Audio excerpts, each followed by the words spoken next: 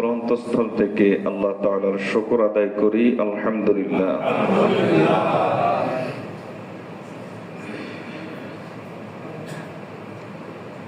ইসলাম হলো সবচাইতে বড় নিয়ামত। সাহাবায়ে কেরাম রাদিয়াল্লাহু তাআলা আজমাইন ইসলামের নিয়ামতের উপর শুকর আদায় করতেন। আলহামদুলিল্লাহি আলা নি'মাতিল ইসলাম। তারা বলতেন, ও আল্লাহ, সমস্ত প্রশংসা আপনার, আপনাকে ধন্যবাদ, আপনাকে থ্যাংক ইউ যে আপনি আমাদেরকে ইসলাম নামক নিয়ামত দান করেছেন। কিন্তু দুঃখজনক হলো সত্য যে ইসলাম নিয়ে আমাদের এক একজনের এক এক ধরনের কনসেপ্ট আছে। ইসলামের সার নির্যাস কি বা ইসলামের আবেদন কি, এ বিষয়ে আমাদের এক একজনের এক এক রকম চিন্তা। একটা গল্প মনে পড়লো, শাইখুল ইসলাম মুফতি তাকি উসমানী দামাত বারাকাতুহু এই গল্পটা লেখেন এবং প্রসিদ্ধ গল্প, এটা অনেকেই জানেন। কয়েকজন অন্ধের সামনে একটা হাতি পড়েছে। এখন হাতির বিবরণ দিতে হবে, হাতিটা কেমন। যে অন্ধ হাতির সুর ধরেছে সে বলে যে হাতি তো কলা গাছের মতো। যে কান ধরেছে সে বলে হাতি তো কুলার মতো। যে পিঠ ধরেছে সে হাতি তো হলো পাহাড়ের মতো। এক একজন এক এক ভাবে হাতির বিবরণ দিচ্ছে, অথচ এই সবগুলো মিলে হলো হাতি।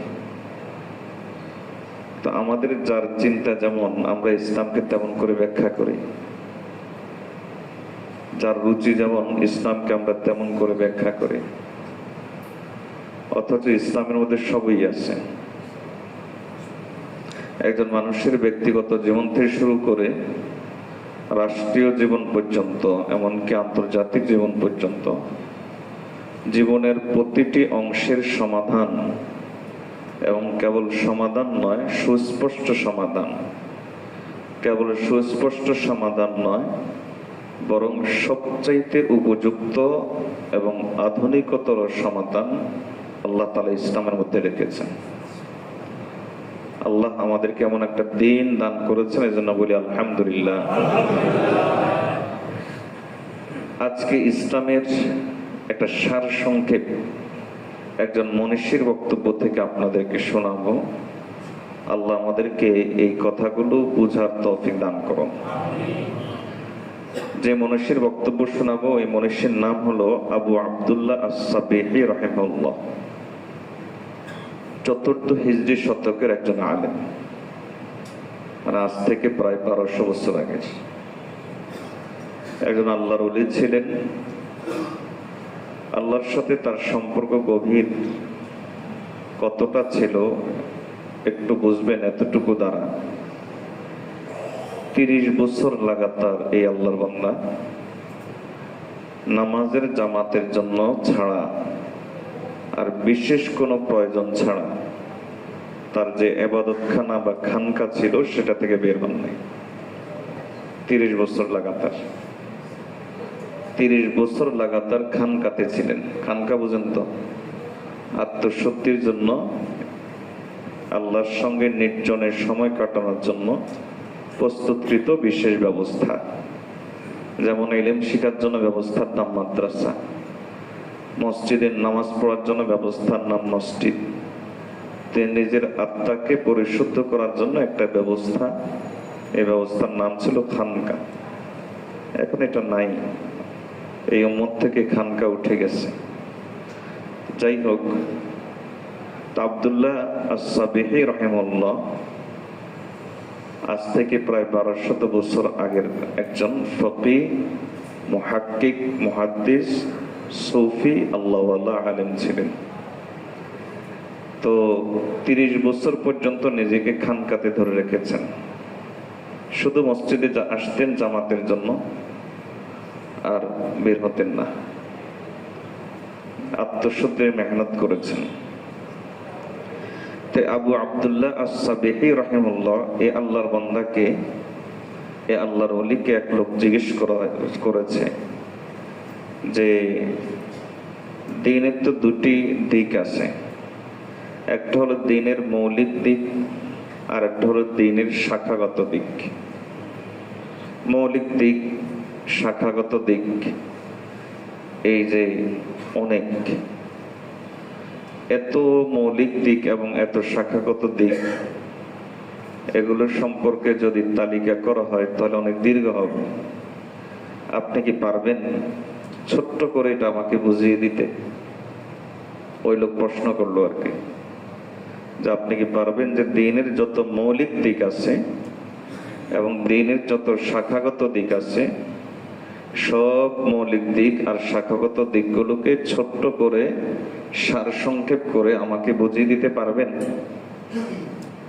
আবু আব্দুল্লাহ আস-সাবিহি রাহিমাহুল্লাহ বললেন, দ্বীনের মৌলিক কথা হলো দুইটা কথা, আর দ্বীনের শাখাগত কথা হলো চারটা কথা। সর্বমোট এই 6টা কথার নামই হলো দ্বীন। এই 6টা কথার নামই হলো দ্বীন। দ্বীনের মৌলিক দুইটা কথা কি? তিনি বলেন, ইসনানে মিন উসুলুদ্দীন। দ্বীনের মৌলিক কথা হলো দুইটি। একটা হলো সিদকুল ইফতিকারি ইলাল্লাহ, আর একটা হলো হুসনুল ইক্তিদাই বিরাসূলিল্লাহি সাল্লাল্লাহু আলাইহি ওয়াসাল্লাম। কথা কি বোঝা যায় না নাকি? তো মাইক মনে হয় যেন ক্লিয়ার না, নাকি ক্লিয়ার আছে? আচ্ছা, আলহামদুলিল্লাহ। তো আবু আব্দুল্লাহ আস-সাবিহি রাহিমাহুল্লাহ বলেন যে দ্বীনের মৌলিক কথা হলো দুইটা জিনিস। একটা হলো সিদকুল ইফতিকার ইলাল্লাহ। আমরা সবাই একথা মানি, আল্লাহ এক, তিনি একক, তার কোনো শরীক নাই, লা ইলাহা ইল্লাল্লাহ। এটা সবাই মানে, বিদায় তো মুমিন। কিন্তু এই মানার মধ্যে যে সরলতা, একনিষ্ঠতা থাকা দরকার ছিল, নির্ভেজাল মানা যেটাকে বলা হয়, এটা আমরা মানি না। এটাই হলো বাস্তবতা।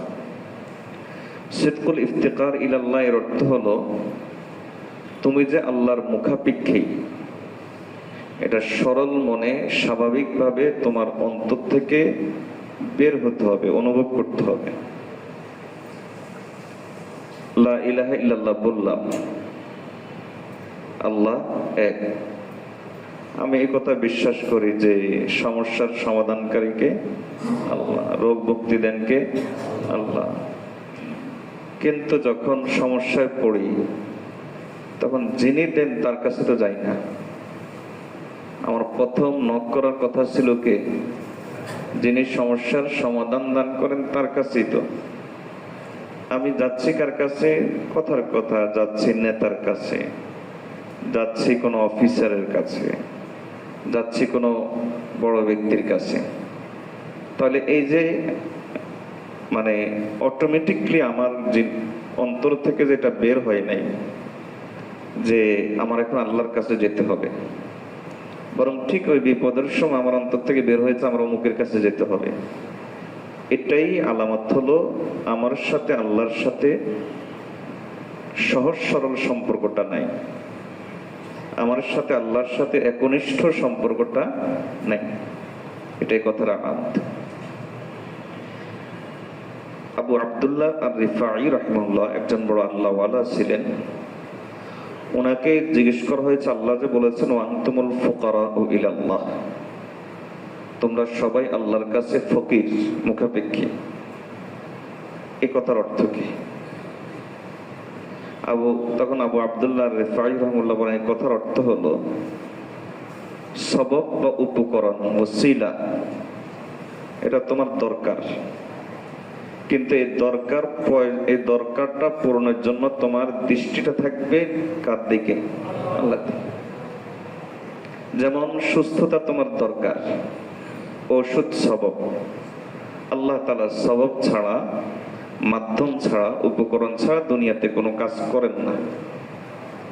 এটা কার নিয়ম? আল্লাহর নিয়ম। তাহলে আমার এই ঔষধ দরকার, সুস্থ, এই ঔষধের মাধ্যমে সুস্থতা দরকার, কিন্তু এই প্রয়োজনটা, এই দরকারটা পূরণ করবেন কে? এই দৃষ্টিটা থাকবে আমার ওখানে। আমি মাধ্যমে ব্যবহার করব, ঔষধও ব্যবহার করব, সুস্থতা যেন আসে, কিন্তু দৃষ্টি থাকবে আল্লাহর কাছে। এটার নাম হলো যে তুমি আল্লাহর মুখাপেক্ষী হওয়া।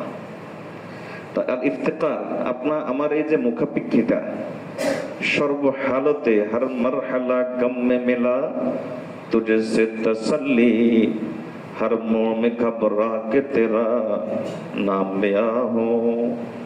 সর্ব অবস্থায় আমার অন্তরে এটা ফিল করতে হবে যা আমার এই জিনিসটা করে দিবেন আমার আল্লাহ। এই আমার, ধরেন আরেকটা দৃষ্টান্ত দেই। অনেক সময় একটা বিপদ আসলো, আপনি ধাক্কা খেলেন, তখন আমাদের মুখ থেকে অটোমেটিকলি কি বের হয়? স্বগৌতিক উক্তি, যেটাকে সুন্দর বাংলায় বলে, মানে আমি চিন্তা করে নাই কিন্তু বের হয়ে যাচ্ছে। কি বের হয়? ও মা। কি বের হয়? ও মা, অথবা ইস, অথবা উফ, এরকম একটা কিছু বের হয়। তাহলে এর অর্থ হলো আমার সাথে আল্লাহর সাথে সহজ সরল সম্পর্কটা নাই, আমার দিলে আল্লাহ নাই, এজন্য এই মুহূর্তে আমার আল্লাহ বের হয়নি।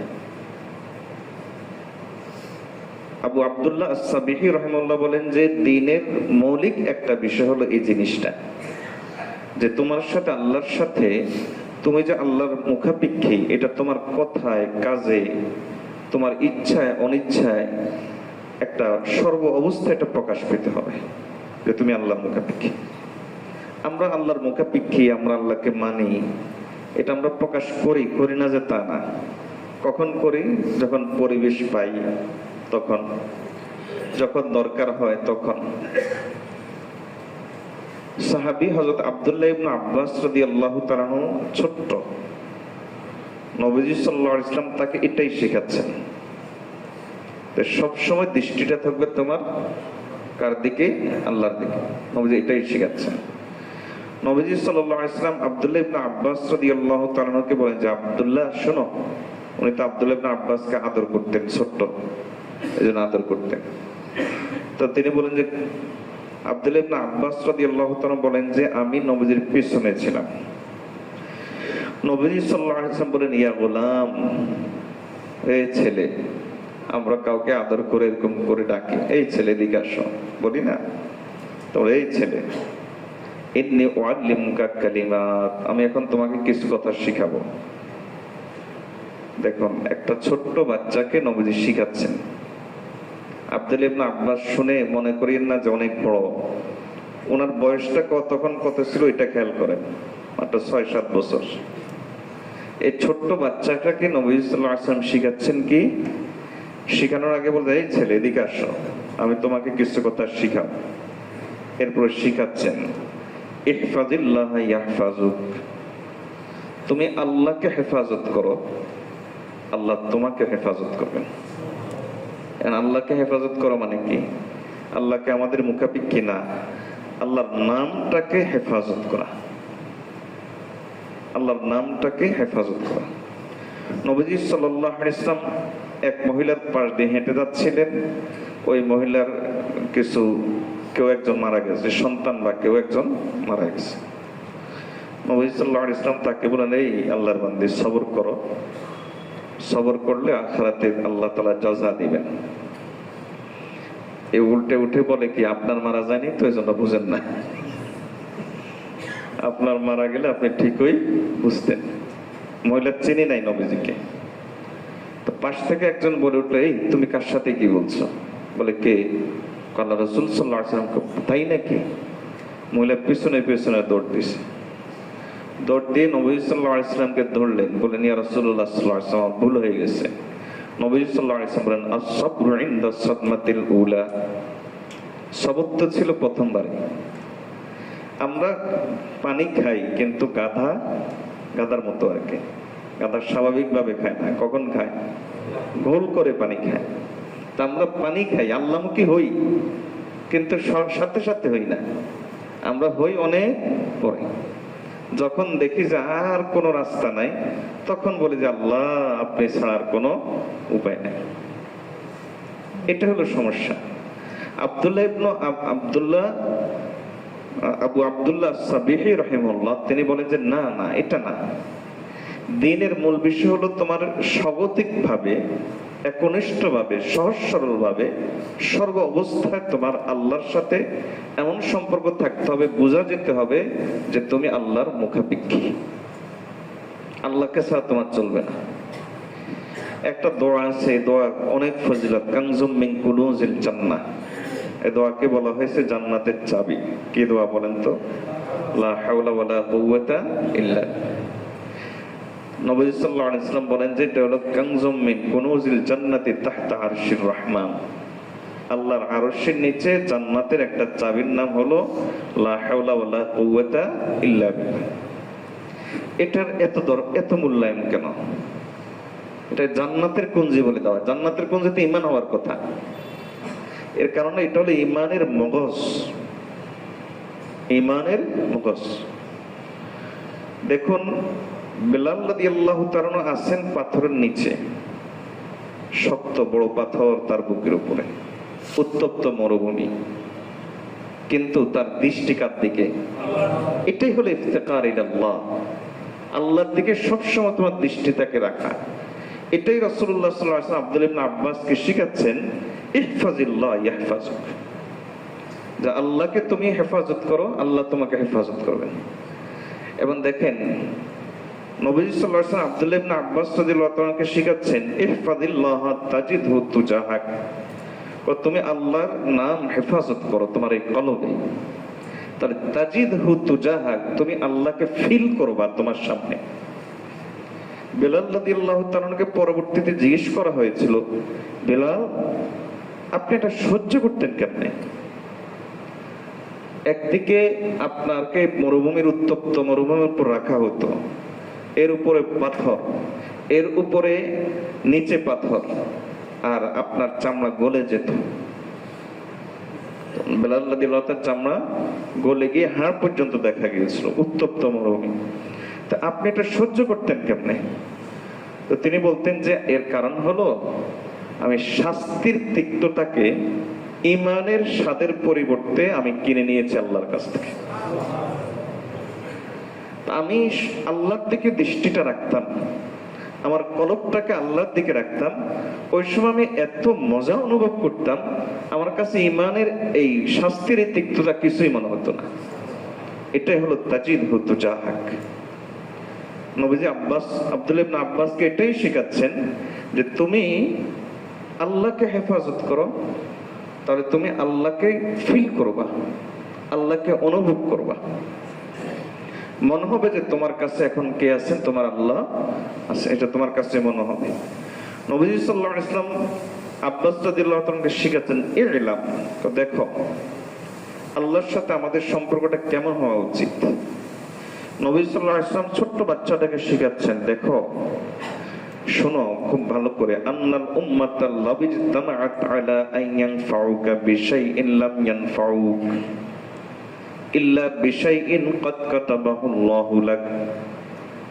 আব্দুল্লাহ শোনো, দুনিয়ার সব মানুষ মিলে একটা প্ল্যান করলো যে তোমাকে কিছু একটা দিবে, তোমার কিছু উপকার করবে, এমন কিছু করবে যাতে তুমি ভালো থাকতে পারো, কিন্তু আল্লাহ চান না সেটা। দুনিয়ার সবাই মিলে যদি তোমার উপকার করতে চায়, আল্লাহ যদি না চান, তাহলে কেউই কোনো উপকার করতে পারবে না। বলেন তো এই কথাটা বিপদের সময় আমার কোথায় থাকে? সমস্যার সময় এই কথাটা আমার কোথায় থাকে? যখন দরকারের সময় এই কথাটা আমার কোথায় থাকে? আবু আব্দুল্লাহ সাবিহি রাহিমাহুল্লাহ এটাই বোঝান যে এই সম্পর্কটা আল্লাহর সাথে আমাদের নাই। দ্বীনের দুটো মূল বিষয়, একটা হলো এটা, আল্লাহর সাথে একটা একনিষ্ঠ সহজ সরল সম্পর্ক আল্লাহর সাথে থাকা। এই সম্পর্ক আল্লাহর সাথে নেই। নবীজি সাল্লাল্লাহু আলাইহি ওয়াসাল্লাম, আমরা তো ওয়াজ করার সময় কথাগুলো বলি, বয়ান করার সময়, দুনিয়ার সবাই যদি তোমার ক্ষতি করতে চায়, আল্লাহ যদি ক্ষতি করতে না চান, তাহলে কেউ তোমার কোনো ক্ষতি করতে পারবে না। এটা ভালো করেই বুঝি, এরপরও তো হক কথা বলতে পারি না। যদি গ্রেফতার হই কথার কথা, যদি মাইর খাই, যদি সমস্যা হয়, তাহলে বোঝা গেল যে আমাদের ইমান সামথিং ইজ রং, আমাদের ইমানে দাল মে কুছ কালা হ্যায়। আবু আব্দুল্লাহ সাবিহ রহমতুল্লাহ আলাইহি এটাই বলেন যে না, এটা হবে না। আল্লাহর সাথে তোমার সম্পর্ক থাকতে হবে একনিষ্ঠ, সহজ সরল। তুমি সবসময় আল্লাহর মুখাপেক্ষী, এটা তোমার বোঝা যেতে হবে। নবীজি এটাই শেখাচ্ছেন, আল ইফতিকার ইলাল্লাহ মা'আ সিদক, আল্লাহর সাথে সহজ সরল একটা সম্পর্ক থাকা স্বাগত। আপনার অটোমেটিকলি যেন তোমার আল্লাহর সাথে সম্পর্কটা সবসময় ঠিক থাকে, এরকম একটা সম্পর্ক কেমনে রাখবে নবীজি আব্দুল্লাহ ইবনে আব্বাসকে বোঝাচ্ছেন। দুনিয়ার সবাই মিলে যে তোমার ক্ষতি করতে চায়, আর আল্লাহ যদি তোমার ক্ষতি করতে না চান, তাহলে কেউ কোনো ক্ষতি করতে পারবে না। বলেন তো এটা বাস্তব না অবাস্তব? বরং অনেক সময় তো এরকম হয় যে বাহ্যিক দৃষ্টিতে বিপদ, কিন্তু আল্লাহ সেখানে রেখে দেন নেয়ামত। আর বাহ্যিক দৃষ্টিতে নেয়ামত, কিন্তু আল্লাহ সেখানে রেখে দেন কি? গজব রেখে দেন। হাকিমুল উম্মত আশরাফ আলী থানভী রাহমাতুল্লাহ একটা ঘটনা এনেছেন। একজন মুসলিম আর অমুসলিম দুইজনেই গেছে মাছ ধরার জন্য। মুসলমান যতবারই বড়শি ফেলে বা জাল ফিকে, মাছটা উঠে না। আর অমুসলিম যতবার ফেলে ততবার বিশাল এক মাছ উঠে। সারাদিন চলে গেল, বেচারা একটাও পায় নাই, আর ওই অমুসলিম অনেকগুলো পেয়ে গেছে। সন্ধ্যা যখন আসলো, তখন মুসলিমদের একটা ছোটখাটো মাছ পাইছে, যে ওই ভিতরে থলের ভিতরে ঢুকাতে যাবে, মাছটা লাফ দিয়ে বের হয়ে চলে গেছে। মেজাজটা কেমন লাগে? আর ওই লোক যে অমুসলিম, সে তো অনেক মাছ নিয়ে বাড়িতে আসছে। তো এখন প্রত্যেকের কাঁধে তো ফেরেশতা আছে, প্রত্যেকের সাথে ফেরেশতা আছে। কাফেরের যে ফেরেশতা, সে আল্লাহকে জিজ্ঞেস করতেছে, আল্লাহ এটা কেমন কথা যে আপনাকে স্বীকার করে না, তাকে আপনি এত মাছ দিলেন, আর যে আপনার মুমিন বান্দা তাকে কোনো কিছুই দিলেন না। আমার মুমিন বান্দার কাছে কি কোনো অভিযোগ পাইছে? না, কোনো অভিযোগ পাইনি। সে আলহামদুলিল্লাহ, সে শুকরকারী, সবরকারী, কোনো অভিযোগ তার নেই। তাহলে দেখো, এই যে জান্নাতের একটা মহল দেখিয়ে বলেন যে এই যে আমার মুমিন বান্দার জান্নাতের এই মহলটা আমি তার জন্য ঠিক করছি, কিন্তু তার আমল তো এখন ওই পরিমাণ হয় নাই। এজন্য একটু কষ্ট টষ্ট দিয়ে জান্নাত এই মহলের উপযুক্ত বানাচ্ছি। আমার এই মুমিন বান্দা যদি জান্নাতের এই মহলটা দেখে, এই যে দুনিয়াতে যে কষ্টটা করছে, আখিরাতে তার কোনো অভিযোগ থাকবে? ফেরেশতা বলে যে না, অভিযোগ থাকার কথা না, বরং খুশিতে তো। তাহলে আর বেঈমানের জন্য কি বানিয়ে রেখেছি দেখো, জাহান্নামের একটা অংশ দেখালেন, বলেন যে এই যে দেখো, বেঈমানের জন্য আমি এটা বানিয়ে রেখেছি। এখন আখিরাতে যদি আমি তাকে শাস্তি দেই, দুনিয়াতে তার কি কি নিয়ামত ছিল এগুলা কিছু মনে থাকবে? মনে থাকবে না। এজন্য সব সময় এই কথা মনে রাখতে হয় যে আল্লাহ যা করেন আমার কিসের জন্য করেন? ভালোর জন্য করেন। অবশ্যই আল্লাহ আমার উপকারের জন্য করেন, যেটা আমার বুঝে আসবে না। আল্লাহ আমাদেরকে বোঝার তৌফিক দান করো। তো যেটা বোঝাতে চাচ্ছিলাম, আবু আব্দুল্লাহ আস-সাবিহি রাহিমাহুল্লাহ বলেন যে দ্বীনের মৌলিক কথা হলো কয়টা? দুইটা কথা। দ্বীনের শাখা কথা চারটা, আর মৌলিক কথা দুইটা। একটা হলো যে তোমার সাথে আল্লাহর সাথে একটা সহজ সরল একনিষ্ঠ সম্পর্ক থাকতে হবে, যে সম্পর্কের ভিতরে তোমার প্রতিটি কথায় প্রতিটি কাজে চিন্তা করে নয়, প্ল্যান করে নয়, বরং তোমার অটোমেটিকলি যেন এটা বোঝা যায় যে আল্লাহর সাথে তোমার সম্পর্কটা আছে।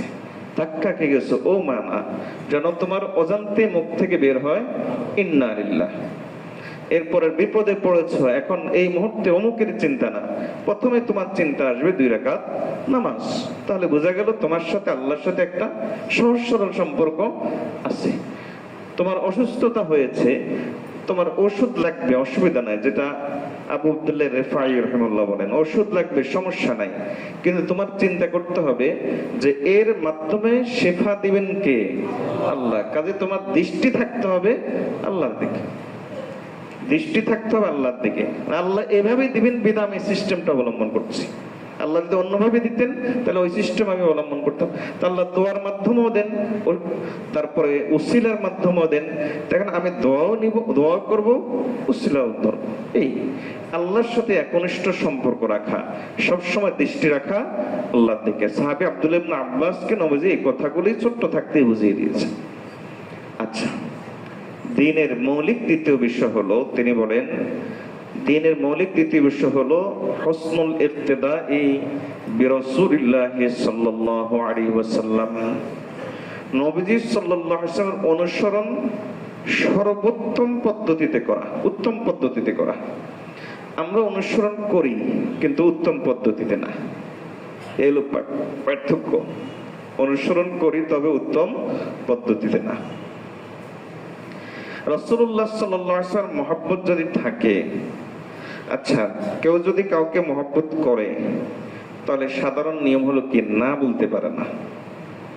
যেমন স্বামী যদি স্ত্রীকে মহব্বত করে, এখন বউ বলছে একটা আইসক্রিম নিয়ে আসেন, তখন স্বামী যদি মহব্বত করে তখন না বলতে পারে না।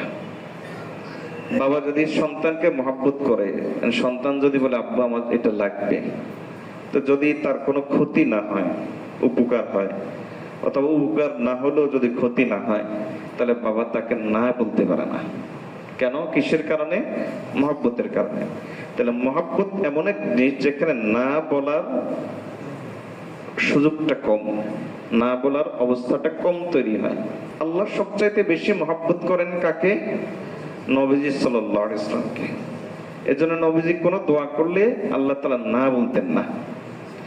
আর নবীজি সাল্লাল্লাহু আলাইহি ওয়াসাল্লামকে যে ব্যক্তি যত বেশি অনুসরণ করবে, আল্লাহ তাকে তত বেশি মহব্বত করবেন। এজন্য যেই বান্দা নবীজির অনুসরণ অর্থাৎ নবীজির সুন্নাত যত বেশি পালন করবে, আল্লাহ তাকে না তত কম বলেন, তার দোয়া তত বেশি কবুল হয়। আল্লাহ তাআলা কোরআন মাজিদের মধ্যে বলেন, ইন কুনতুম তুহিব্বুনাল্লাহা ফাত্তাবিউনি ইউহিব্বুকুমুল্লাহ। তোমরা আমার নবীর অনুসরণ করো, তাহলে এর বিনিময়ে আল্লাহ তোমাদেরকে ভালোবাসবেন। তা দ্বীনের মৌলিক দ্বিতীয় বিষয় হলো এটা। শাহ ওলিউল্লাহ মুহাদ্দিস দেহলভী রাহিমাহুল্লাহ একটা আজীব কথা লেখেন। শাহ ওলিউল্লাহ মুহাদ্দিস দেহলভী রাহিমাহুল্লাহ বলেন যে একটা কবুতরের ধরেন কোন ব্যক্তি ধরে কবুতরের ডানাটা কেটে দিয়েছে, অথবা কবুতরের ডানাটা বেঁধে রেখেছে, তাহলে এই কবুতরটা কি উঠতে পারবে উপরে? উঠতে পারবে না। কিন্তু উঠার যোগ্যতা কি তার নাই? আছে। কিন্তু সেই যোগ্যতাটাকে কি করা হয়েছে? বেঁধে রাখা হয়েছে। এই উঠার যোগ্যতাটাকে স্বাধীনভাবে ছেড়ে দেওয়া হয়নি। ঠিক তেমনি হয় প্রত্যেক মুমিন আল্লাহর ওলি হওয়ার যোগ্যতা রাখে, কিন্তু সুন্নতের অনুসরণ না করার কারণে ওই যোগ্যতাটাকে বেঁধে রাখা হয়, আল্লাহ পর্যন্ত পৌঁছতে পারে না। কথা বুঝাইতে পারি না? প্রত্যেক মুমিনই আল্লাহর ওলি হওয়ার কি রাখে? যোগ্যতা রাখে, কিন্তু বেঁধে রাখছে কে বলেন? মুমিন নিজে বেঁধে রাখছে। এখন কি? সুন্নত অনুসরণ না করা। যেই আমলে যত বেশি সুন্নতের অনুসরণ হয়, ওই আমল তত বেশি আল্লাহর কাছে কবুল হয়। রাসূলুল্লাহ সাল্লাল্লাহু আলাইহি ওয়াসাল্লাম মহব্বত আমাদের অন্তরে আছে তো নাকি? আচ্ছা, যদি থাকে তাহলে আমাদের কথার কথা, আমাদের ব্যক্তি জীবন, আমার পোশাক, আমার চেহারা, আমার চলা, আমার ফেরা, আমার খাওয়া, আমার উঠা, আমার বসা, আমার ঘরে ঢোকা, আমার লোকজনের সাথে লেনদেন করা, এই সবগুলো নবীজির মতো নয় কেন? তাহলে বোঝা গেল আমরা নবীজিকে ভালোবাসি ঠিক, অনুসরণ করি ঠিক, কিন্তু উত্তম পদ্ধতিতে করি না। এটাই হলো আমাদের অভাব, যার কারণে আমরা দিনদার হইতে পারি না। আল্লাহ আমাদেরকে এই অংশটা বোঝার তৌফিক দান করুন। গতকালকেই একটা জায়গায় বলছিলাম যে হঠাৎ কথাটা মনে আসলো, এই জন্য বলা। নবীজি সাল্লাল্লাহু আলাইহি ওয়াসাল্লাম আমাদের জন্য কি পরিমাণ দোয়া করেছেন? রাত দিন আমাদের জন্য দোয়া করেছেন, করেন নাই? নবীজি সাল্লাল্লাহু আলাইহি ওয়াসাল্লাম এত বেশি দোয়া করেছেন যে আম্মা জান আয়েশা রাদিয়াল্লাহু তাআলা তিনি নিজেই বলেন, নবীজি এক এক রাতের দোয়াতে আল্লাহর কাছে এমন কাঁদতেন যে চোখের পানি টপ টপ করে যে পড়তো, বৃষ্টির ফোঁটার মতো আওয়াজ আমার কানে আসতো। এত বেশি কাঁদতেন। আল্লাহুম্মা আরহাম উম্মতি, আল্লাহুম্মা গফির লি উম্মতি, আবার যখন কাঁদতে কাঁদতে ক্লান্ত হয়ে যেতেন তখন উম্মতি উম্মতি শুধু এটা বলতেন। দেখবেন যে একজন মানুষ যখন কথার কথা বাবা মারা গেলে কাঁদে, তখন কাঁদার শুরুতে অনেক কথাই তার মনে করে বলে, কিন্তু যখন একবারে ক্লান্ত হয়ে যায়, গলা ভেঙে যায়, তখন শুধু কি কয়, আব্বা আম্মা, ঠিক আছে না? এরকমই নবী যখন কাঁদতে কাঁদতে ক্লান্ত হয়ে যেতেন, আগে বলতেন হে আল্লাহ আমার উম্মতকে মাফ করেন, হে আল্লাহ আমার উম্মতকে দয়া করেন। যখন কাঁদতে কাঁদতে তিনি ক্লান্ত হয়ে যেতেন, তখন তিনি শুধু বলতেন উম্মতি উম্মতি, আমার উম্মত আমার উম্মত। এভাবে নবীজি সাল্লাল্লাহু আলাইহি ওয়াসাল্লাম আমাদের জন্য কেঁদেছেন, আমাদের জন্য দোয়া করেছেন। যখন যেখানে যে সুযোগ পেয়েছেন দোয়া, উম্মতকে ভুলেন নাই। আরাফার ময়দানে দোয়া কবুল হবে, নবীজি এভাবে দুই হাত তুলে ধরে রাখছেন। সাহাবী বলেন আমি যেন বগরের নিচ দেখেছি। তাহলে এভাবে দোয়া কখন করে মানুষ? এভাবে কখন দোয়া করে চিন্তা করেন না। আপনাকে যদি একজন খুব জুলুম করে, তখন এভাবে বলে ও আল্লাহ, এভাবে করি না? তো নবী সাল্লাল্লাহু আলাইহি ওয়াসাল্লাম তার অন্তরে কি পরিমাণ ব্যথা, উনি তো মাজলুম।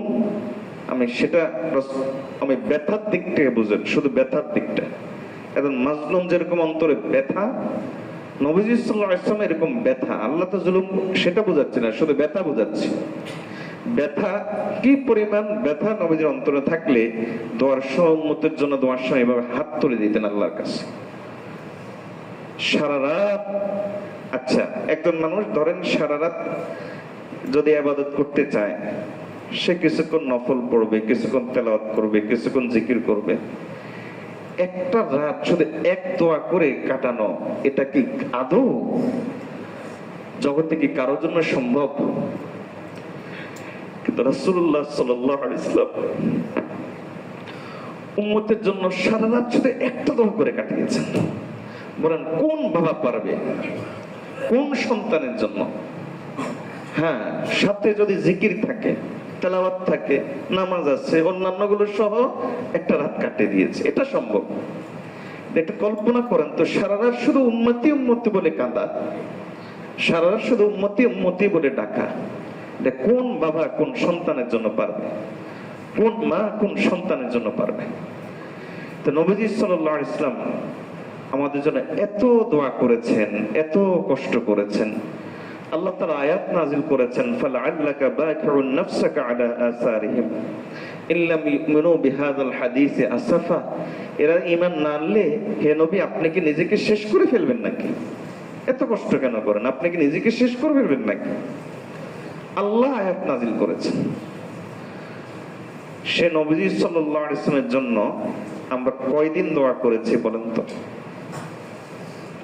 কয়দিন আমরা নবীজির জন্য দোয়া করেছি? এত নাশকর, এত অকৃতজ্ঞ আমরা, এত অকৃতজ্ঞ। আমাদের একটা সুযোগ আছে, 5 ওয়াক্ত নামাজের আজান যখন শুনি তখন নবীজির জন্য দোয়া করা। এই সুযোগটা আমাদের আছে। সেখানে দোয়ার একটা অংশ আছে, হে আল্লাহ আপনি মুহাম্মদ সাল্লাল্লাহু আলাইহি ওয়াসাল্লামকে ওসিলা দান করেন। আতি মুহাম্মাদানিল ওয়াসিলাতা ওয়াত দারাজাতার রাফিআতা। ওগো আল্লাহ আপনি মুহাম্মদ সাল্লাল্লাহু আলাইহি ওয়াসাল্লামকে উত্তম মাকাম দান করেন, উচ্চ মর্যাদা দান করেন, উচ্চ মাকাম দান করেন, এবং তাকে মাকাম মাহমুদ দান করেন। এই দোয়াটা রাসূলুল্লাহ সাল্লাল্লাহু আলাইহি ওয়াসাল্লাম বলেন যে কোন উম্মত যদি আজান শোনার পরে আজানের উত্তর দিয়ে এই দোয়াটা পড়ে এবং আমার জন্য ওসিলা আল্লাহর কাছে চায়, তাহলে আমি নবীজি তার জন্য কিয়ামতের দিন সুপারিশ করব। তো নবীজি আমাদের জন্য সারা জিন্দেগি দোয়া করলেন। আল্লাহ আমাদেরকে সুযোগ দেন যে 5 ওয়াক্ত নামাজের আজান শুনে অন্তত তুমি নবীজির জন্য একটু দোয়া করো। এরপর আমরা সেই সুযোগ গ্রহণ করি না। আল্লাহ আমাদেরকে বুঝার তৌফিক দিন। তার নবীজির সাথে আমাদের সম্পর্ক থাকতে হবে হসনুল ইক্তেদার সম্পর্ক, উত্তম পদ্ধতিতে তাকে অনুসরণ করার চেষ্টা আমাদের থাকতে হবে। বেলাল রাদিয়াল্লাহু তাআলা আনহু আজানের দায়িত্ব কে পেয়েছেন বলেন? বেলাল রাদিয়াল্লাহু তাআলা। বেলাল রাদিয়াল্লাহু তাআলা এই যে এত বড় সম্মান আল্লাহ তাকে কেন দিয়েছেন, কি কারণে দিয়েছেন? উলামায়ে কেরাম লেখেন এর একটা বড় কারণ হলো যে বেলাল রাদিয়াল্লাহু তাআলা আনহু যখন নির্যাতিত হচ্ছিলেন তখন তিনি কি বলছিলেন? আহাদ আহাদ। পাথর নিচ থেকে মজলুম অবস্থায় আল্লাহর নাম ভুলেন নাই। এজন্য আল্লাহ তাআলা তার আওয়াজ এত উঁচু করে দিয়েছেন যে পাথর নিচ থেকে এনে আল্লাহ বাইতুল্লাহর মিম্বরে উঠিয়ে দিলেন।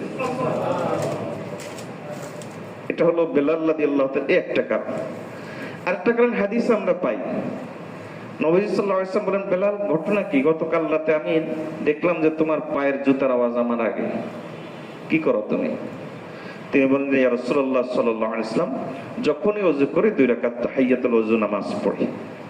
আরে ভাই, নবীজির একটা সুন্নাত যদি বেলালকে এই জায়গায় নিয়ে যেতে পারে, নবীজি সাল্লাল্লাহু আলাইহি ওয়াসাল্লাম একটা সুন্নাত মুদাওয়ামাত রেগুলারিটি করার কারণে, আমরা সুন্নাত অনুসরণ করি না তা না, করি, কিন্তু আমার অস্থি মজ্জায় মগজে আমার জীবনের অংশ একটা সুন্নতকে বানাইতে পারিনি। পাঞ্জাবি পরি কেন? এখন আমি যদি কথার কথা শার্ট পরে রাস্তায় হাঁটি, মানুষ আমাকে কি বলবে? আমি এখন চাইলেও শার্ট পরতেই পারবো না। আল্লাহর বান্দা প্রত্যেকবার পাঞ্জাবি পরার সময় এটা কি মনে হয় যে আমি নবীজির সুন্নতের অনুসরণ করছি? কেন মজাটা নেই না? মজা নেওয়ার সুযোগ তো ছিল আমার কাছে। পাগড়ি যখন পরি, সব সময় তো পরি, এজন্য পড়লাম। এখন পাগড়ি ছাড়া আমি আমার কথাই বলি, কথার কথা, সফরে যখন থাকি তখন পাগড়ি কম রাখি, টুপিটা পরে থাকি।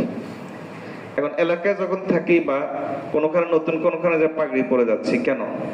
আল্লাহর কাছে পানা চাই, কিন্তু সবসময় মনে থাকে না। অধিকাংশ মনে হয় যে পাগড়িটা পড়তে হবে এখন, যে সবাই সামনে যাচ্ছে। সুন্নাত, নবীজির মহব্বত, এই জিনিসটা মাথায় সবসময় থাকে না। তাহলে এর অর্থ হলো নবীজি সাল্লাল্লাহু আলাইহি ওয়াসাল্লামের সাথে এই জিনিসটা মাথায় থাকলে তখন পাগড়ি পরাটা কত মজার হয়ে যেত, চিন্তা করছেন? তখন এই পাঞ্জাবি গায়ে দেওয়াটা কত মজার হয়ে যেত। যখন আমি দাঁড়িটা আশ্রয়, কথার কথা আমার দাঁড়িটা আশ্রয়, তাই আছে দেখে আশ্রাচ্ছি। তো কিন্তু যদি আমি যতবার আশ্রাবো, ওহো নবীজির দাঁড়িয়ে ছিলেন আমার, ওহো নবীজি সাল্লাল্লাহু আলাইহি ওয়াসাল্লাম দাঁড়িয়ে আশ্রাতেন। এই যে মুহাম্মদ সাল্লাল্লাহু আলাইহি ওয়াসাল্লাম প্রত্যেকটি কাজের মধ্যে তাকে যদি আমি স্মরণ করি, তাহলে এর অর্থ হলো আমি তাকে অনুভব করলাম, আমি তার প্রতি মহব্বত রাখলাম। আরে আল্লাহর বান্দা, সন্তান মারা গেলে মা ওই সন্তানের খাট ধরেও কাঁদে, তার কাপড় ধরেও কাঁদে। ওই সন্তান যে মারা গেছে তার খেলার সাথী দেখলে তাকে ধরেও কাঁদে, তার সাইকেল যেটা রেখে গেছে ওটা নিয়েও কাঁদে, তার বালিশ ধরে কাঁদে, তার বিছানায় পড়ে কাঁদে। অন্য বাচ্চার কান্নার আওয়াজ শুনলে বলে যে আমার বাচ্চা কেঁদে উঠলো কিনা। এটাকে বলা হয় মহব্বত, এটাকে বলা হয় মহব্বত। আমি যখন জামা পরতে যাব, অনুভব করব আমার নবীজি জামা পরেছেন। আমি যখন কাপড় দাঁড়িয়ে আশ্রাতে যাব, অনুভব করব, ফিল করব অন্তর থেকে আমার নবীজি সাল্লাল্লাহু আলাইহি ওয়াসাল্লাম দাঁড়িয়ে রেখেছেন, আমিও দাঁড়িয়ে আশ্রাচ্ছি। এবার প্রত্যেকটি কাজে যেগুলো আপনি সুন্নতের অনুসরণ করেন এমনিতেই, সেগুলোতে একটু ফিল করে করে করে করে মজা নিয়ে নিয়ে নিয়ে নিয়ে প্রেম টেনে টেনে টেনে টেনে আপনি সুন্নতটা অনুসরণ করেন না, দেখবেন যে আল্লাহ তাআলা সুন্নতের বরকতে আল্লাহ আপনাকে আল্লাহর ওলি বানিয়ে দিবেন। আল্লাহ তখন আপনাকে না বলতে শরম করবে। রাসূলুল্লাহ সাল্লাল্লাহু আলাইহি ওয়াসাল্লাম ইন্নাল্লাহা ইস্তাহি, আল্লাহ শরম করেন। একজন লজ্জাশীল ব্যক্তি যেমন আচরণ করে আল্লাহ তেমন আচরণ করবেন। আল্লাহ সবচেয়ে বেশি আচরণটা করতে পারেন। আল্লাহর একটা নামই হলো হাই। হাই মানে হলো ভদ্রতার আচরণ করা। হাই মানে হলো যিনি ভদ্রভাবে আচরণ করেন এবং যিনি চিরঞ্জীব। অনেকগুলো নাম আছে হাইয়ের, হাইয়ের অনেকগুলো অর্থ আছে। তার মধ্যে একটা অর্থ হলো যিনি ভদ্র মতো আচরণ করেন, হায়া পেয়ে লজ্জা পেয়ে যে আচরণ করেন। বলে যে অমুককে না করতে আমি কেমনে না করি, আমার উপর এত ইহসান তার আছে, বলি না এটা? তাহলে এটা লজ্জার আচরণ। অমুককে কেমনে না করি, আমার সাথে এত ভালো ব্যবহার করে, তো এটা লজ্জার আচরণ। নবীজি বলেন ইন্নাল্লাহা হাইয়্যুন কারীম, আল্লাহ এরকম লজ্জার আচরণ করেন, আল্লাহ এরকম ভদ্র আচরণ করেন। আপনি নবীজিকে অনুসরণ করবেন অনুভব করে করে, ইয়া রাসূলুল্লাহ আপনার কাজটা এমন ছিল তাই এমন করেছি, আপনার পোশাকটা এমন ছিল তাই পরেছি, আপনার দেখতে এমন ছিলেন তাই আমিও এমন হওয়ার চেষ্টা করেছি।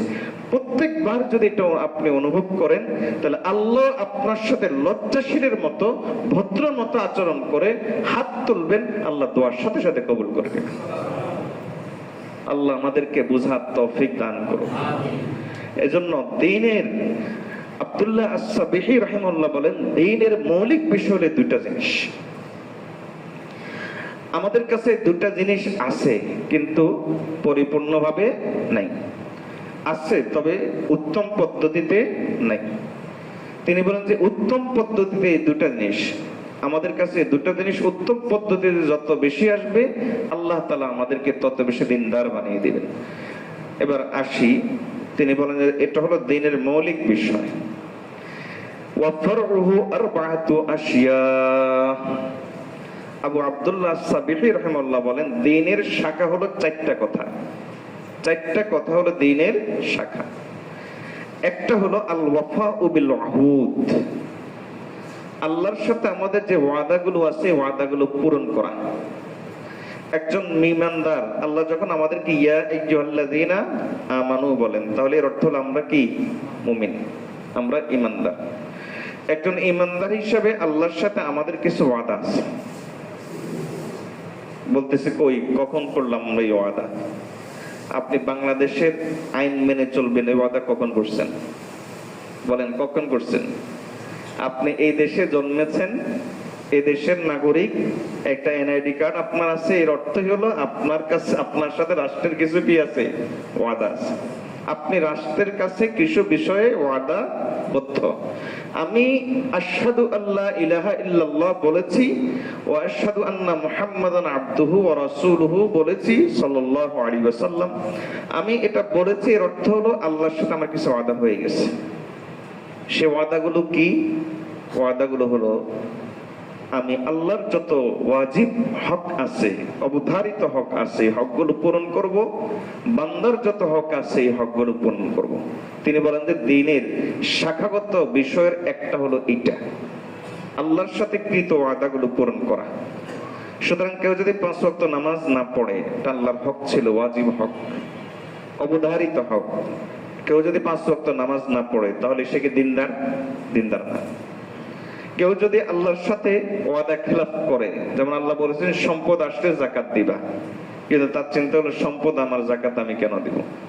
তাহলে সে আল্লাহর সাথে কৃত ওয়াদা পূরণ করেনি। ইয়া আইয়ুহাল্লাযীনা আমানু বলে আল্লাহ যখন সম্বোধন আমাদেরকে করেন, তখন কেমন যেন আল্লাহ স্মরণ করিয়ে দেন যে হে ওই সমস্ত লোক যারা আমার সাথে ঈমানের মাধ্যমে ওয়াদাবদ্ধ, সেই ওয়াদাটা তোমার পূরণ করতে হবে। এজন্য তিনি বলেন যে দ্বীনের একটা শাখাগত বিষয় হলো যে আল ওয়াফাউ বিল উহুদ, ওয়াদা, আল্লাহর সাথে যে কৃত ওয়াদা আছে সে ওয়াদাগুলো পূরণ করা।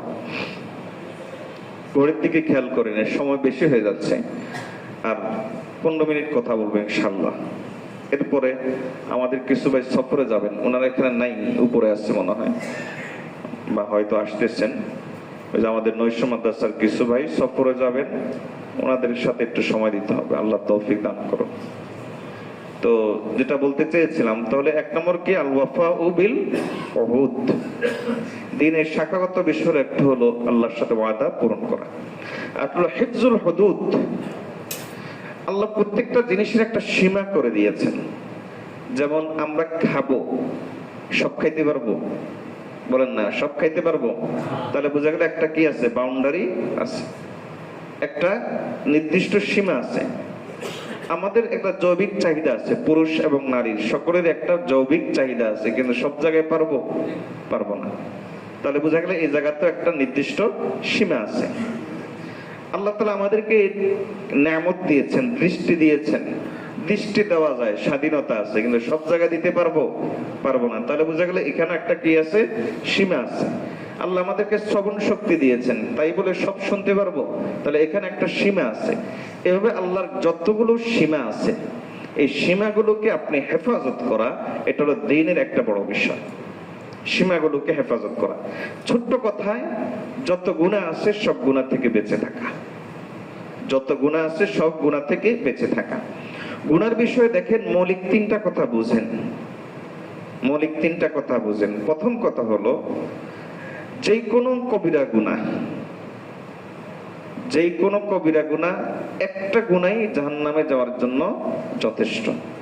আমরা এই কথা জানি তো, একটা কবিরা গুনাই জাহান্নামে যাওয়ার জন্য যথেষ্ট। আল্লাহ যদি রহমত না করেন, তাহলে ওই ব্যক্তির জন্য একটা কবিরা গুনাই জাহান্নামে যাওয়ার জন্য যথেষ্ট। আমরা গুনাহ করি অনেক সময় এই চিন্তা করে, কি হবে, দেখা যাক, সবাই করলে আমি করলে সমস্যা কি, এই মানসিকতা যদি থাকে, তাহলে ওই কবিরা গুনাহ থাকে না। দ্বিতীয় পয়েন্টটা বুঝে নেন, আমি খুব কেবলমাত্র শিরোনাম বলে দিচ্ছি, গভীরতাটা আপনার একটু মন থেকে বোঝার চেষ্টা করে। কেউ যদি এই চিন্তা করে গুনাহ করে, সবাই তো করে আমিও করলাম, সবাই করে আমিও করলাম, তার এই চিন্তার কারণে এই ব্যক্তি কেবল ফাসিক থাকে না, এই ব্যক্তি ফাসিক থেকে ধীরে ধীরে মুনাফিক এবং বেঈমান হয়ে যায়। কথা বুঝাইতে পারি নাই? এই ব্যক্তি কেবল ফাসিক থাকে না, বরং ফাসিক থেকে ধীরে ধীরে সে কি হয়ে যায়? মুনাফিক হয়ে যায়, বেঈমান হয়ে যায়।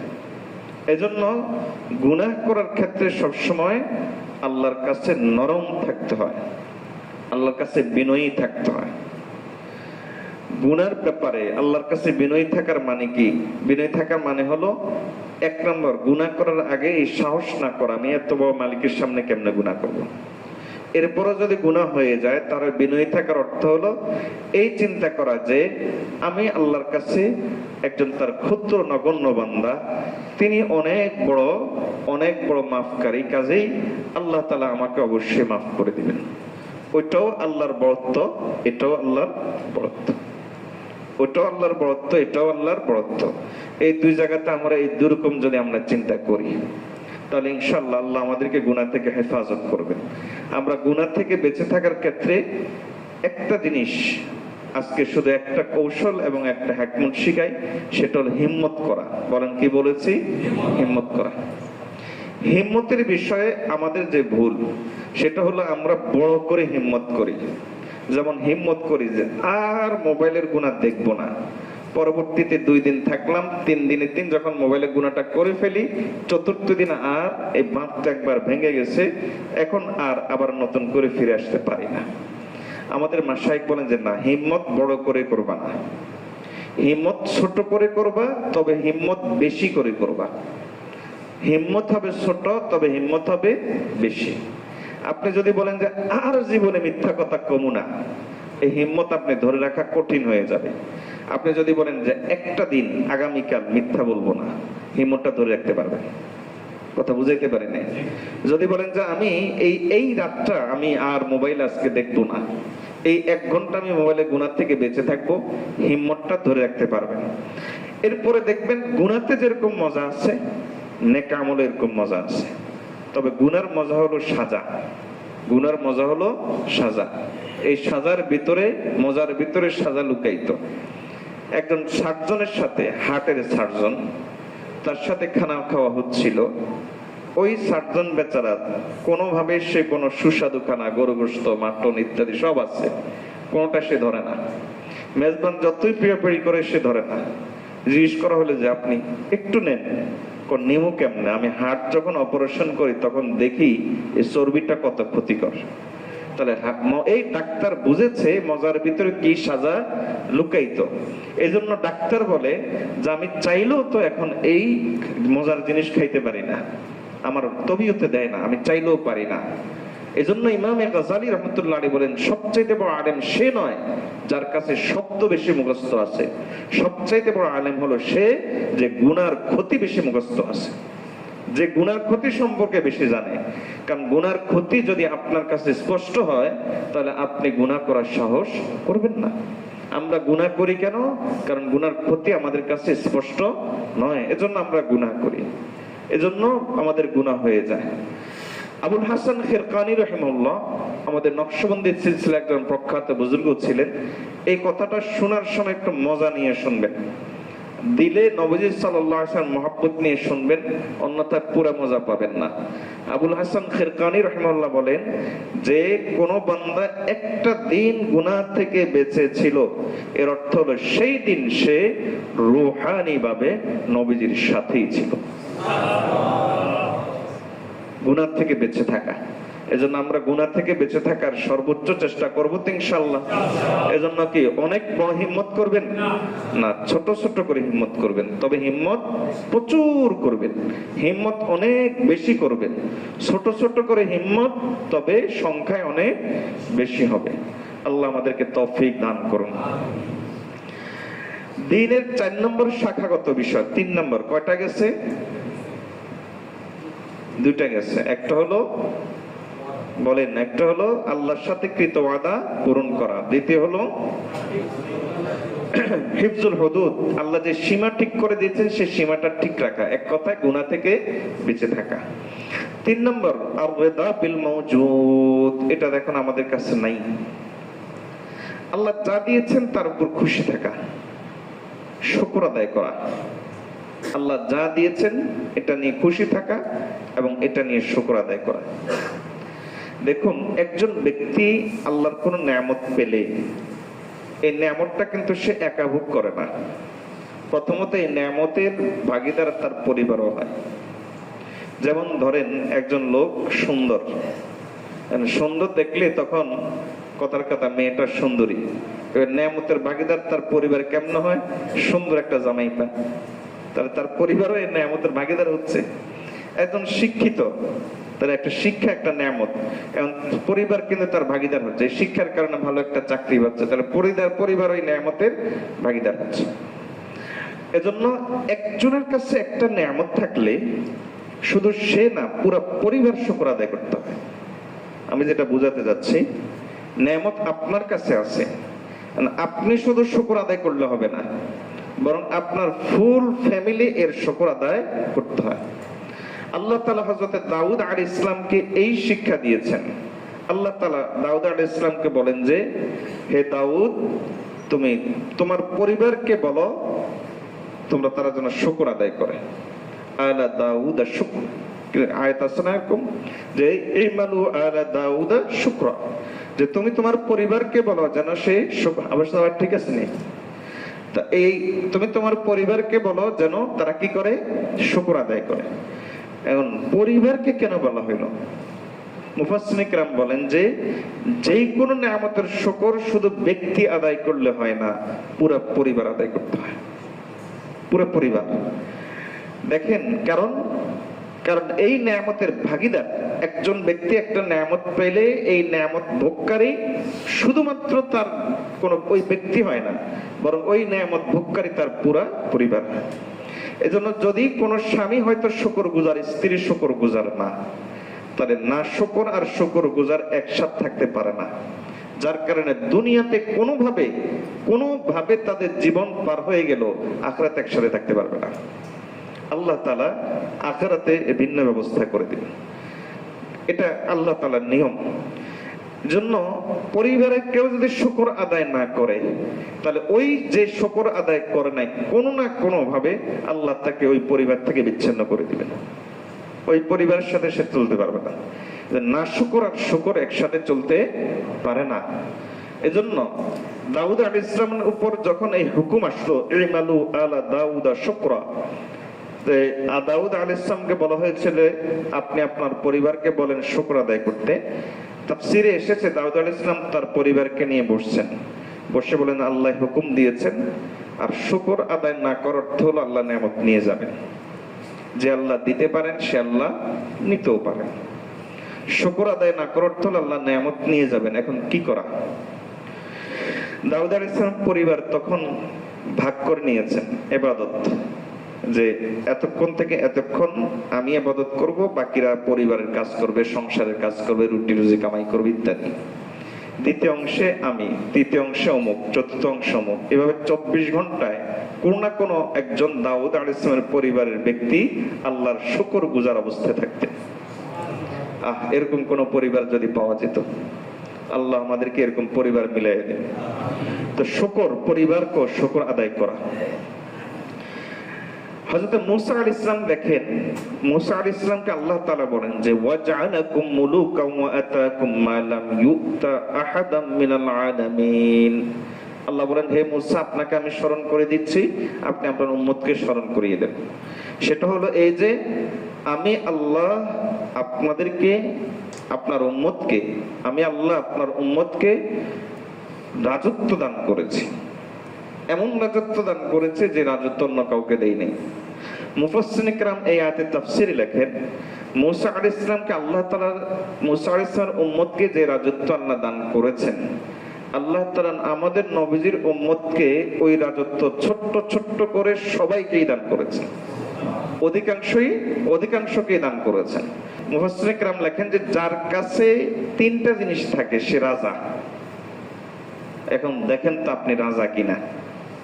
তিনি বলেন যে যার কাছে তিনটা জিনিস থাকে সে কি? মুফাসসিরিন কিরাম বলেন যার কাছে যে তিনটা জিনিস থাকে সে রাজা।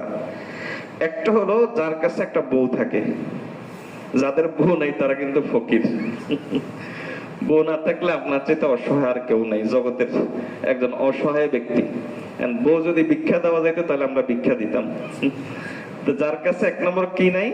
বউ নাই। এজন্য তাড়াতাড়ি যাদের বিয়ে নাই তারা বিয়ে করে ফেলবেন, ঠিক আছে ইনশাআল্লাহ। আমরা হুজুররা বিয়ের জন্য উদ্বুদ্ধ করি, তবে আবার এটা মনে করি না বেশি বিয়ের উদ্বুদ্ধ করি, ওটার পক্ষে আবার আমি না, এই যুগে ফিতনা যুগ। তো যাই হোক, তো পক্ষে নাই অর্থ হলো এটা সুন্নত বলি না, তবে এটাকে জায়েজ বলি। সুন্নত যদি সুন্নত হতো তাহলে উদ্বুদ্ধ করতাম, এটা সুন্নত না, এটা কি জায়েজ, কারো দরকার হলে করবে। তো যাই হোক, কি যেন বলতেছিলাম, ও মুফাসসিরিন কিরাম বলেন যে যার কাছে তিনটা জিনিস থাকে সে কিন্তু রাজা। একটা হলো কুল্লু মান মালাকা বাইতান ওয়া ইমরাআতান ওয়া খাদিমান, একটা হলো যার একটা বউ আছে, আরেক হলো নম্বর 2 যার একটা ঘর আছে, মাথা গোজার ঠাঁই আছে, নম্বর 3 যার খেদমত করার লোক আছে, যেমন ছুটা বুয়া, রেগুলার বুয়া, ওই বুয়া, সেই বুয়া, এরকম। আর এখন কিছু খেদমতগার বের হয়েছে, সেটা মানুষ না, সেটা হলো মেশিন। যেমন ফ্রিজ, এটাও একটা খাদেমা, ফ্রিজও সে আমার খেদমত করে যাচ্ছে।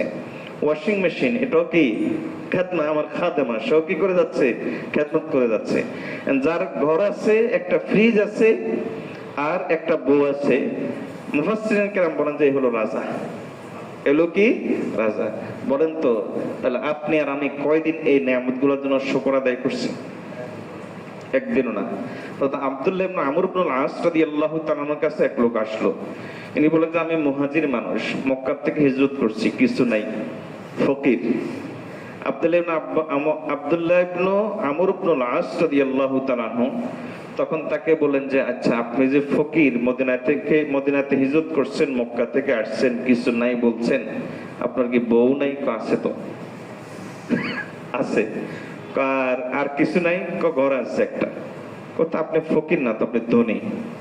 যার কাছে বউ আছে আর যার কাছে ঘর আছে সে কি ধনী। ওই লোক তখন জজ্বার সাথে বললো আমার কাছে আরো আছে। কি আছে? একজন খাদেমও আছে, আমার কাছে একজন খাদেমও আছে। তখন তিনি বলেন যে তাহলে আপনি তো কেবল ধনী না, ওয়া আনতা মালিকুম মিনাল মুলুক, আপনি তো এক রাজাদের মধ্যে একজন রাজা। তো আমরাও কিন্তু রাজার হালাতে জিন্দেগি যাপন করি। এই যে ফ্যান ঘুরতেছে, আপনি 300 বছর আগে চিন্তা করেন না, এই ফ্যান ঘুরানোর জন্য বড় বড় তাল পাখা দিয়ে বাতাস করার জন্য কয়জন চাকর রাখতে হইতো? তাহলে এর অর্থ হলো এগুলো সব আমাদের খাদেম। আমরা রাজার হালতে জিন্দেগি যাপন করছি। এই যুগে একজন সাধারণ মানুষ যে সুখের জীবন যাপন করে, আগের 200-300 বছর আগের একজন রাজা বাদশাহ এরকম সুখের জীবন যাপন করতো না। তারা চাইলে কি ঠান্ডা পানি পেয়ে যেত? আমরা এখন চাইলে ফ্রিজ থেকে ঠান্ডা পানি বের করে খেয়ে ফেলতে পারতেছি। আর তারা চাইলেই কি পট করে গ্যাসের চুলা জ্বালিয়ে দিতে পারতো? আমরা চাইলে এখন ম্যাচের কাঠি মেরে জ্বালিয়ে দিতে পারতেছি। তাহলে তারা যে পরিমাণ সুখ ভোগ করতো 200-300 বছর আগে, এই বছরের এই যুগের প্রত্যেকটা মানুষে এর পরিমাণ সুখ ভোগ করে। সুতরাং প্রত্যেকেই তো আমরা রাজা। কয়দিন শুকর আদায় করছি। এভাবে এজন্য আবু আব্দুল্লাহ আস-সাবিহি রাহিমাহুল্লাহ বলেন, তিনি বলেন যে আর-রিদা বিল মাওজুদ, যা কিছু তোমার কাছে আছে এটার উপর যদি তুমি খুশি থাকো, সন্তুষ্ট থাকো, শুকর আদায় করো, তাহলে এটা দ্বীনের 4টা শাখার একটা শাখা। নাশুকর বান্দা কখনো অন্তরের দিক থেকে সুখী হয় না, আর নেয়ামত ধরে রাখতে পারে না, আর আখিরাতের নেয়ামত থেকেও এই বঞ্চিত হয়। দুনিয়ার নেয়ামত থেকেও বঞ্চিত হয়, আখিরাতের নেয়ামত থেকেও বঞ্চিত হয়। নাশুকর বান্দার অন্তরে হিংসা আসে, নাশুকর বান্দার অন্তরে লোভ আসে, নাশুকর বান্দা লোভী হয়, নাশুকর বান্দা হিংসুক হয়। এজন্য রাসূলুল্লাহ সাল্লাল্লাহু আলাইহি ওয়াসাল্লাম বলেন, উনজুরু ইলা আসফালা মিনকুম ওয়ালা তানজুরু ইলা মান ফাওকাকুম, যে তোমার চাইতে নিচে তুমি তার দিকে তাকাও, যার আছে তার দিকে না, যার নাই তার দিকে তাকাও। তোমার যদি পাকা ঘর থাকে তুমি কুড়ি ঘরের দিকে তাকাও, তোমার যদি কুড়ি ঘর থাকে তাহলে তুমি রাস্তার টোকাইয়ের দিকে তাকাও। তুমি তোমার চাইতে নিচের দিকে তাকাও, তোমার চাইতে উপরের দিকে তাকিও না, তাকালে তোমার মধ্যে হিংসা আসবে। আর নিচের দিকে তাকালে তখন আপনি বুঝবেন, প্রত্যেকে অনুভব করবেন আল্লাহ আমাকে কেমন রাজার হালতে রাখেছে। নেয়ামতের শুকর, যা কিছু আছে এটা নিয়ে কেমনে সন্তুষ্ট থাকতে হয়, একটা ছোট্ট দৃষ্টান্ত দেই। হযরত রাবিয়া বস্তিয়া রাহিমাহুল্লাহ, তিনি একটা শুকনা রুটি খাচ্ছেন, সাথে তরকারি নাই, কিচ্ছু নাই, চাবাচ্ছেন, দাঁত ভেঙে যাওয়ার মতো অবস্থা, কিন্তু তিনি বারবার আদায় করতেছেন আলহামদুলিল্লাহ আলহামদুলিল্লাহ আলহামদুলিল্লাহ। এখন খাতেমা দেখে বলল যে শুকনা রুটি খেয়ে এত কষ্ট করে এত শুকর, শুকনা রুটি খেয়ে এত কষ্ট করে এত শুকর। রাবিয়া বস্তিয়া রাহিমাহুল্লাহ কি উত্তর দিচ্ছেন দেখেন, আমাদের চিন্তার একটা আলাদা জগৎ খুলে দিবে এই কথাটা। এত উঁচু চিন্তারও মানুষ করতে পারে? রাবিয়া বস্তিয়া রাহিমাহুল্লাহ তিনি উত্তর দিচ্ছেন, দেখো আল্লাহ তাআলা যখন রিজিক বন্টন করেছেন, এই রিজিককে ভাগ করেছেন, তখন অবশ্যই তালিকা করেছেন। ওই তালিকা করার সময় আমি রাবিয়ার নাম না রাখলে আল্লাহর কি হইতো? এত বড় মালিক তিনি, আমি রাবিয়ার নামটা না রাখলে কি হইতো? ওই তালিকা করার সময় তিনি আমি রাবিয়ার নামটাও মনে রেখেছেন। এজন্যই শুকর আদায় করি। আল্লাহ আপনাকে নেয়ামত দিচ্ছেন, এর অর্থ আল্লাহ আপনাকে স্মরণ করেছেন। আল্লাহ আপনাকে বলতে চাচ্ছেন যে তুমি এখন বলো থ্যাংক ইউ, আল্লাহ আলহামদুলিল্লাহ।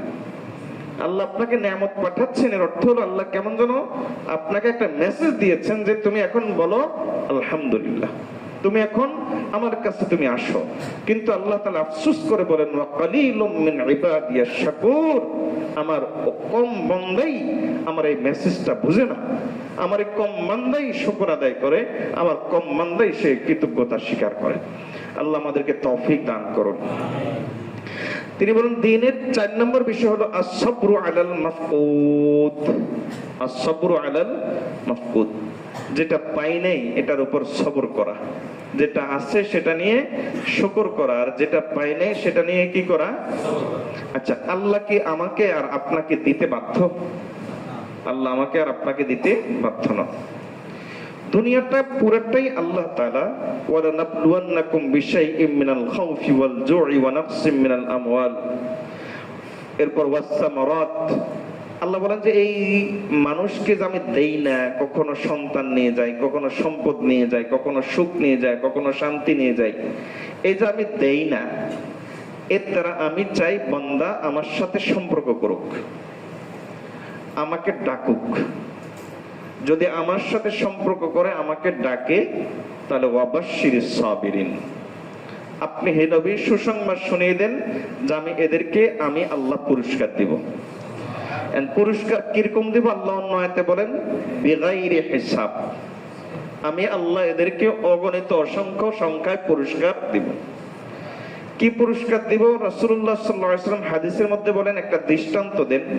আম্মা জান আয়েশা থেকে বর্ণিত হাদিস, এক ব্যক্তির জন্য জান্নাত সাজানো হয়, তারপর তার আমল দেখা হয়, দেখেন যে জান্নাত বড়, আমল কম। আল্লাহ তখন তাকে কিছু বিপদ দেন, বিনিময়ে আল্লাহ তাআলা ওই জান্নাতের উপযুক্ত করে দেন। তাহলে এই পুরস্কার গুলো কে রেখে দিয়েছেন? আল্লাহ রেখে দিয়েছেন। একটু একটা ঘটনা আপনাদেরকে শুনিয়েছি। আল্লাহ তাআলা এভাবে এই পুরস্কারগুলো আমাদের জন্য রেখে দিয়েছেন। এজন্য সব সময় বিপদের সময় আমরা সবর করব। কি করব বলেন? সবর করব। সবর মানে কি? সবর মানে হলো আল্লাহর ব্যাপারে অভিযোগ না করা।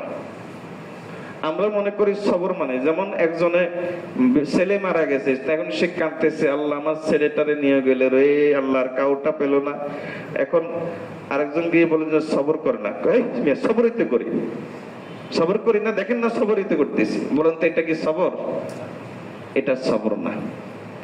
সাহাবীর চোখ দিয়ে পানি যাচ্ছে, তার ছেলে মারা গেছেন। রাসূলুল্লাহ সাল্লাল্লাহু আলাইহি ওয়াসাল্লাম এটা দেখে তখন বললেন যে সবর করো, তুমি সবর করতেছো, সবর করো। সাহাবী আরেকজন বলে উঠলেন, ইয়া রাসূলুল্লাহ সাল্লাল্লাহু আলাইহি ওয়াসাল্লাম, এর চোখ দিয়ে যে পানি যাচ্ছে, চোখ দিয়ে পানি যাওয়া সবরের বিপরীত না। ঠিক নবী সাল্লাল্লাহু আলাইহি ওয়াসাল্লামের ছেলে মারা গেছে, হযরত ইব্রাহিম রাদিয়াল্লাহু তাআলা। নবীজি সাল্লাল্লাহু আলাইহি ওয়াসাল্লাম দৌড়ে গেলেন। হাদিসে আছে ওনার এই চাদরটা এরকম মাটির মধ্যে ছিল, এভাবে দৌড়ে গেছেন। নবীজি সাল্লাল্লাহু আলাইহি ওয়াসাল্লাম ছেলে ইব্রাহিমকে এভাবে কোলে নিয়ে বসছেন, মাথাটা কোলে, আর দুই চোখ দিয়ে টপ টপ করে পানি পড়ছে। নবীজি সাল্লাল্লাহু আলাইহি ওয়াসাল্লাম বলেন যে, আম্মা জান আয়েশা পাককে একজন বলে ওঠেন যে, ইয়া রাসূলুল্লাহ সাল্লাল্লাহু আলাইহি ওয়াসাল্লাম, আপনিও কাঁদেন? বুঝাতে যাচ্ছেন কাঁদলে সবর কেমন হইল? নবীজি সাল্লাল্লাহু আলাইহি ওয়াসাল্লাম বলেন যে, সবর এটা না। ওয়া ইন্না বিফিরাকিকা ইয়া ইব্রাহিম লামাহজুনুন, ইব্রাহিম তোমার কারণে আমরা খুব পেরেশান। সবর কান্না করাটা সবরের বিপরীত না। সবরের বিপরীত হলো, যদি বিপরীত হতো তাহলে নবীজি কাঁদতেন না। তাহলে সবরের বিপরীত কি? সবরের বিপরীত হলো আল্লাহর ব্যাপারে অভিযোগ করা। আপনার মনের আশেপাশেও যদি এই কথা আসে, আল্লাহ শুধু আমাকে দিলেন, আল্লাহ শুধু আমাকে দেখলেন, বিপদটা শুধু আমার জন্য, আমি এত কিছু করি আমার জন্য।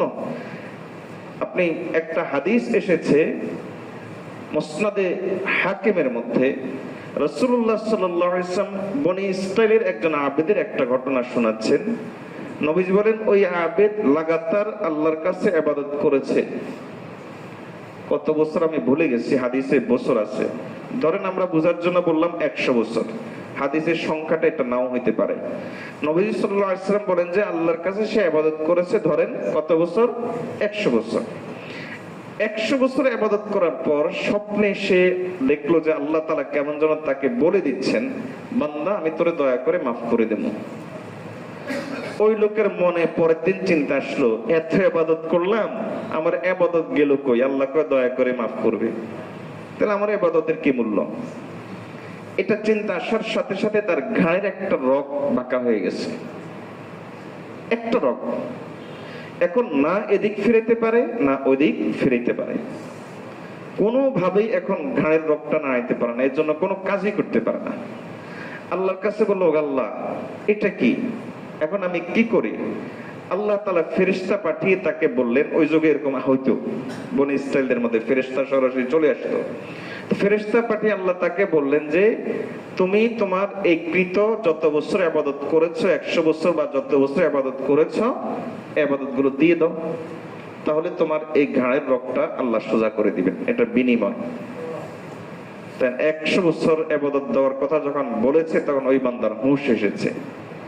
আল্লাহ তাআলা আমাদের কত জিনিস ঠিক রাখেন বলেন, বেঠিক করেন হাজারে একটা। আমার সন্তান অসুস্থ না সুস্থ, চাইলে তো একটা রগ বাঁকা করে দিতে পারতেন। আমার মেয়ে স্ত্রীকে চাইলে তো হাসপাতালে পাঠাইতে পারতেন।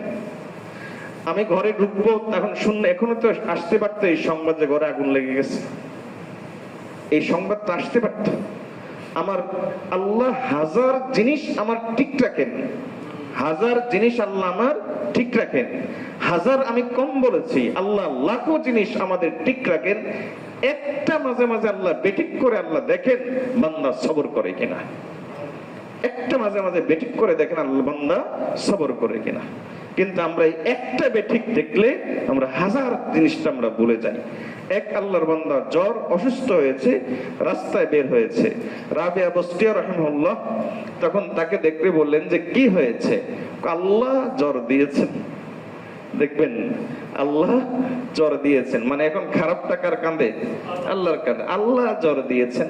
তখন রাবিয়া বস্তিয়া রাহিমাহুল্লাহ বলেন, আহারে আল্লাহর বান্দা, আল্লাহ এতদিন সুস্থ রাখলেন, কই রাস্তা হাঁটে হেঁটে তুমি এই কথা প্রচার করতে পারলে না?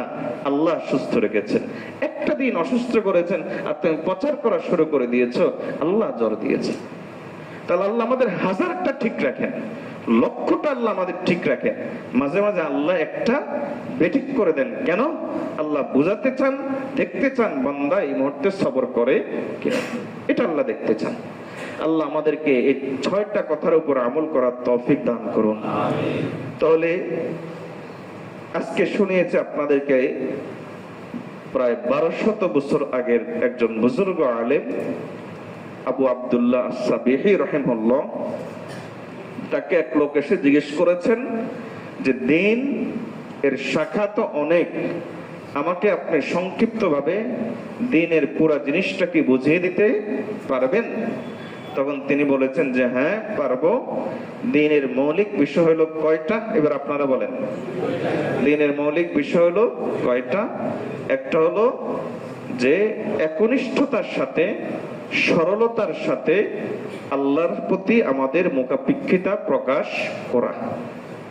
ঠিক আছে, আল্লাহর প্রতি আমাদের মুখাপেক্ষিতা প্রকাশ করা। আমরা আল্লাহর প্রতি মুখাপেক্ষী এটা বুঝাই, এটা বিশ্বাস করি, কিন্তু সরলভাবে একনিষ্ঠভাবে সেটা আমাদের থেকে প্রকাশ হয় না।